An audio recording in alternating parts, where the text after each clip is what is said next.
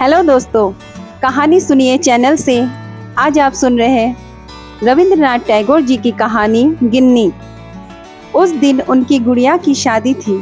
उसी के इंतजाम के बारे में आंसू बड़ी गंभीरता से अपनी बहन को उपदेश दे रहा था। बहस यहाँ उठी कि पुरोहित किसे बनाया जाए। बच्ची ने झट से दौड़कर एक लड़के से पूछा, क्यों जी, तुम हमारे पुरोहित बनोगे? आंसू ने पीछे घूमकर देखा। भीगी छतरी बंद करके भीगी हालत में शिवनाथ पंडित उनके पोर्च में खड़े थे। वे सड़क से जा रहे थे। बारिश तेज होने पर यहाँ शरण ली थी।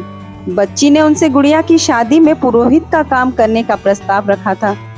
पंडित जी को देखते ही आंसू अपना खेल और बहन सब छोड़कर दौड़ते हुए घर में छिप गया। उसका छुट्टी का दिन मिट्टी में मिल गया। पंडित शिवनाथ छात्रवृत्ति कक्षा से 2-3 क्लास नीचे के अध्यापक थे। उनके दाढ़ी मूछ नहीं थी, बाल छटे हुए थे और चोटी छोटी सी थी। उन्हें देखते ही बच्चों की अंतरात्मा सूख जाती थी। प्राणियों में देखा जाता है कि जिनके दंश होता है उनके दांत नहीं होते। हमारे पंडित महाशय के दोनों एक साथ थे। एक तरफ से चांटे थप्पड़ मुक्के ऐसे बरसाते जैसे छोटे पौधों पर ओले बरसते हैं। दूसरी तरफ से तीखे वाक्यों की आग से प्राण बाहर आने को हो जाते हैं। इनका आक्षेप था कि अब पुराने जमाने की तरह गुरु शिष्य संबंध नहीं रहा। अब छात्र गुरुओं की देवता के समान भक्ति नहीं करते। यहाँ कहकर वे अपनी अपेक्षित महिमा बच्चों के दिमाग में बलपूर्वक भरते थे और बीच बीच में हुंकार उठते थे, पर उसमें इतनी छोटी बातें मिली रहती थी कि उन्हें देवता की गर्जना मानने का भ्रम कोई नहीं कर सकता था। अगर ब्रजनाथ की तरह गर्जना से बाप को गाली दी जाए तो उसके पीछे छिपी बंगाली की क्षुद्रता फौरन पकड़ में आ जाएगी। जो भी हो, हमारे स्कूल के इस तीसरी कक्षा के दूसरे विभाग के देवता को कोई इंद्र, चंद्र, वरुण या कार्तिक मानने का भ्रम नहीं कर सकता। सिर्फ एक देवता के साथ उनका सादृश्य माना जा सकता है और उनका नाम है यम। इतने दिन बाद स्वीकार करने में ना डर है ना दोष है कि हम मन ही मन यहाँ कामना करते थे कि उपयुक्त देवता के यहाँ जाने में उन्हें और देर ना हो। यह अच्छी तरह समझ में आ गया था कि नर देवता जैसा दुष्ट कुछ नहीं है। स्वर्ग में रहने वाले देवता कोई उपद्रव नहीं करते। पेड़ पर से एक फूल तोड़कर तो दे दो तो खुश हो जाते हैं, ना दो तो तकाजा करने नहीं आते। हमारे नर देवता गण बहुत ज्यादा चाहते हैं कि, और हमारी तिल भर भूल होते ही दोनों आंखें खून सी लाल करके डांटने आते। तब वे किसी तरह देवता जैसे नहीं दिखते। बच्चों को तंग करने के लिए हमारे शिवनाथ पंडित के पास एक अस्त्र था। बहुत सुनने में जितना मामूली लगता था उतना ही भयानक था। वे लड़कों के नए नाम रखते थे। नामचीज तो सिर्फ यह शब्द है और कुछ नहीं, किंतु अधिकतर लोग स्वयं अपने से ज्यादा अपने नाम को प्यार करते हैं। अपने नाम के प्रचार के लिए लोग क्या क्या कष्ट नहीं सहते। यहाँ तक कि नाम को बचाने के लिए लोग अपने आपको मारने में भी नहीं झिझकते। ऐसे नाम के प्रेमी मनुष्य के नाम को विकृत कर देने से उसके प्राणों से प्रिय स्थान पर आघात पहुंचाना होता है। यहाँ तक कि जिसका नाम भूतनाथ है उसे अगर नलिनीकांत बुलाओ तो भी उसे असह्य लगता है। इससे यह पता चलता है कि मनुष्य वस्तु से अवस्तु को ज्यादा मूल्यवान समझता है। सोने से ज्यादा वाणी, प्राणों से अधिक मान और स्वयं से ज्यादा अपने नाम को बड़ा समझता है। मानव स्वभाव में छिपे इन सब ग्रह नियमों को जानने वाले पंडित महाशय ने जब शशि शेखर को भेंट की एक प्रकार की मछली नाम दिया तब वह बहुत दुखी हो उठा। उस नामकरण में खासकर उसके चेहरे की तरह खास इशारा है। जानकर उसकी आंतरिक पीड़ा दुगनी हो उठी। फिर भी शांत भाव से सब कुछ सहकर चुप रहकर बैठना पड़ा। आशु का नाम था गिन्नी, पर उसके साथ थोड़ा इतिहास जुड़ा था। आंसू बेचारा पूरी क्लास में सबसे शरीफ था, किसी से कुछ नहीं कहता था, बहुत शर्मिला था, लगता है उम्र में भी सबसे छोटा था। बहुत सब बातों में सिर्फ धीरे धीरे मुस्कुराता रहता था, अच्छी तरह पढ़ता था।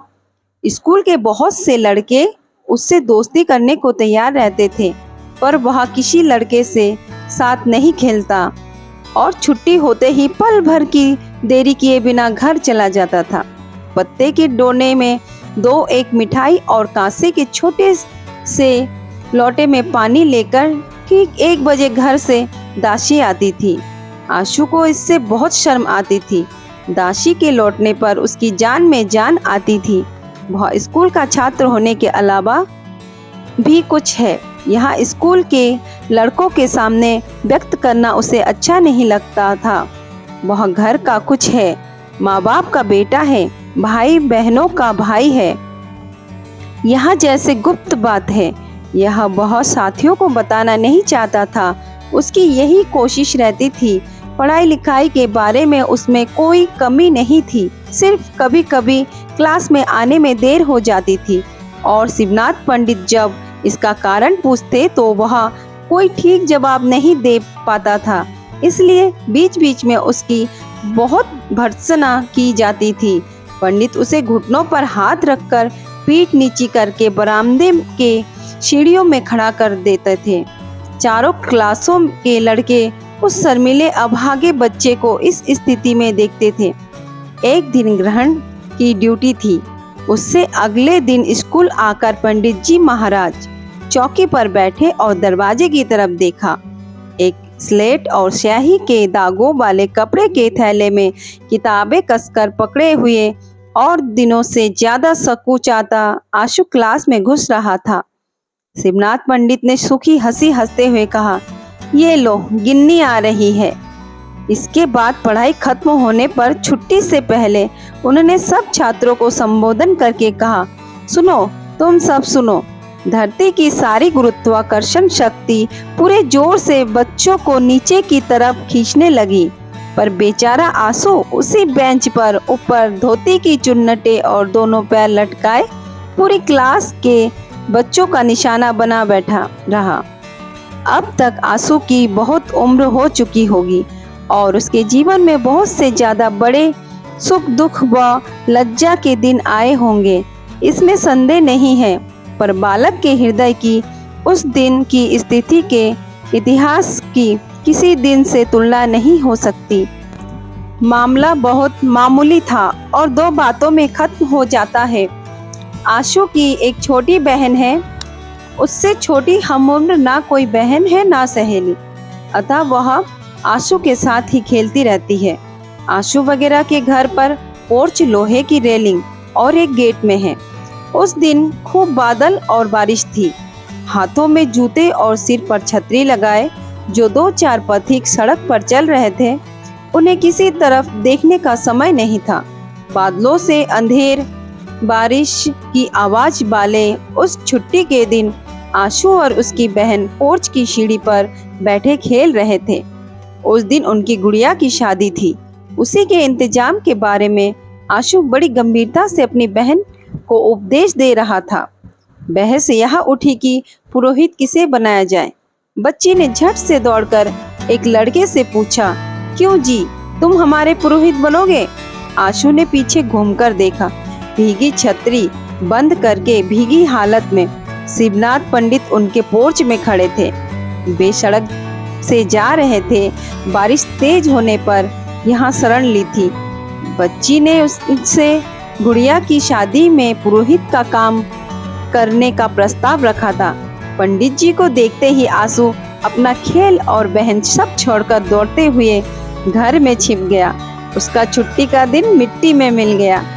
अगले दिन जब शिवनाथ पंडित ने सूखी हंसी के साथ इस घटना को भूमिका के रूप में सबके सामने सुनाकर आशु को गिन्नी का नाम दिया, तब पहले तो वह जैसे हर बात में धीरे से हंस पड़ा, फिर वैसे ही हंसकर चारों तरफ देखकर मजाक में शामिल होने की कोशिश करने लगा। तभी घंटा बजा। बाकी सब क्लासें भी छूट गई और पत्ते के दाने में मिठाई तथा कांसे के लौटे में पानी लेकर दासी आकर दरवाजे पर खड़ी हो गई।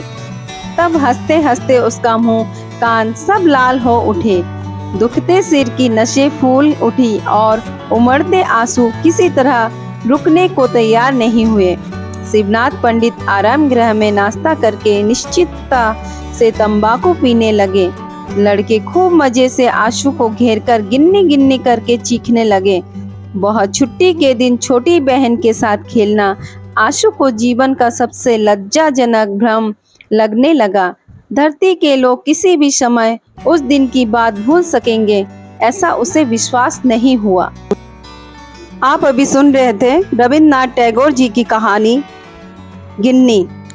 मेरी कोशिश आपको कैसी लगी? अगर अच्छी लगी तो प्लीज़ मेरे चैनल को सपोर्ट करें, मेरे चैनल को सब्सक्राइब करें। Thank you.